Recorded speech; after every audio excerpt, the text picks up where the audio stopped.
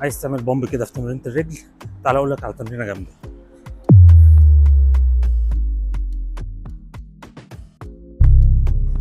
صباح الفل. النهارده هناخد تمرينة رجل سريعه مختصره وفيها كل حاجه من غير ما تاخد وقت كبير. اهم حاجه قبل ما تبدا لازم تسخن كويس، استرتشات وتسخين خفيف قبل ما تبدا التمرين بتاعك. اول حاجه هنبدا بالليج اكستنشن، هتاخد 4 مجاميع 10 ل 12.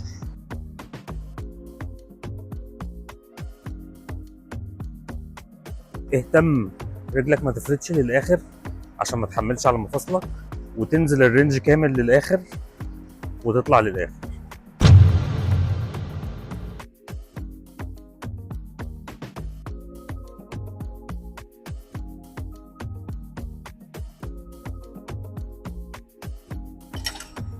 تلعب بتركيز ويبقى في حاجه اسمها ماسل مايند كونكشن، انك انت تبقى حاسس بالعضله بتاعتك وانت بتتمرن، ما تبقاش بتعمل الحركه وخلاص. وتركيزك في الموشن يبقى قوي، ما تبقاش بتهز رجلك وخلاص، لا تبقى حاسس انت بتعمل ايه. بعد كده هناخد لانجز اللي هي اسمها الطعن، 20 عده، يعني يعتبر 10 لكل رجل. ودي ممكن تاخدها بوزن او ممكن تاخدها فري على حسب برضو ما انت ايه مخطط لاوزانك وتمرينك. تتمرن بتركيز وبتعمل الموشن بتاعتك كامله وظهرك مفرود، مبقاش مقوس لقدام. تركز ان الفورم بتاعتك تبقى مظبوطه والاداء بتاعك يبقى مظبوط. بعد كده هندخل على زاويه الليج كيرلز، تشتغل على الخلفيه بتاعت الرجل. هتظبط طبعا كرسيك الاول كويس على حسب الماشين اللي عندك، وهتبتدي تشتغل 10 عدات في 4 مجاميع.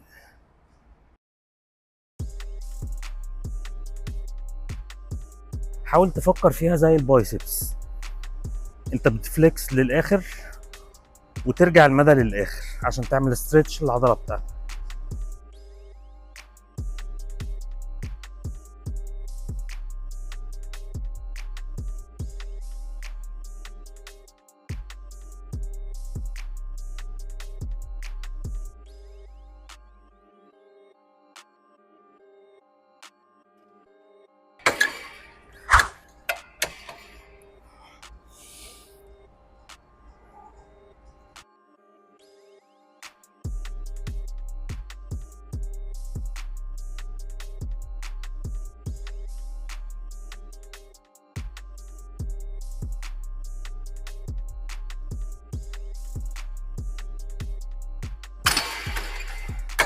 بعد كده هندخل على زاويه السكوات، ودي من اهم الزوايا عشان تبني بيها جسمك كويس.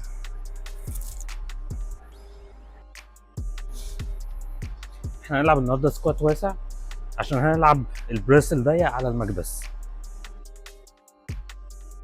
ظهرك مفرود وبتنزل للاخر ديب سكوات.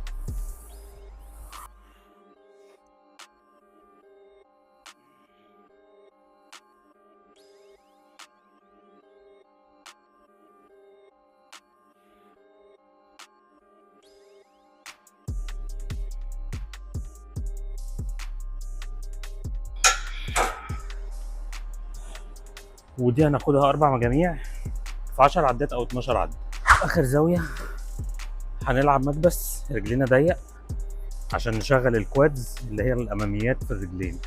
احنا لعبنا الواسع على السكوات، كانت بتركز اكتر على الضمة وعلى الخلفيات.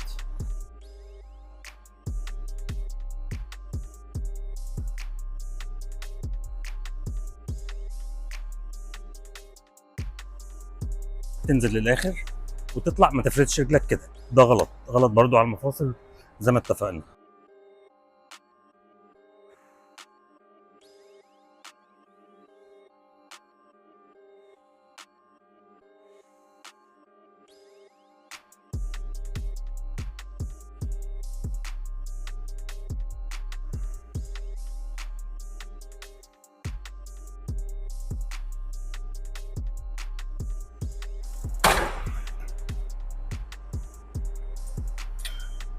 ودي هناخدها 4 مجاميع في 10 عدات.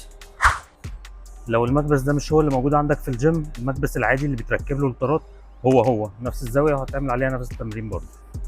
يلا بسم الله.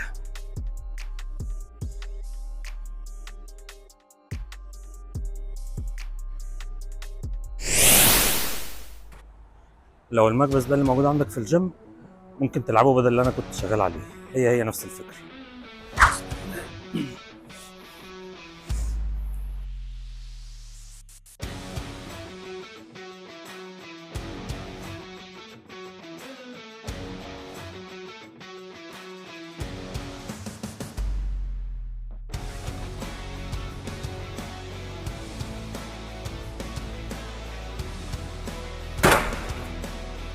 اخر حاجه بناخدها في الرجل هي السمانه، والسمانه بتحتاج تكرارات كتير، فهتعملها 15 في 5 مجاميع. وتركز انك تنزل للاخر تعملها ستريتش تحت الستيب اللي انت بتبقى حاطط سن رجلك عليها، وتطلع للاخر تشد السمانه بتاعتك ويبقى بتركيز، الحركه بتاعتك يبقى فيها تركيز.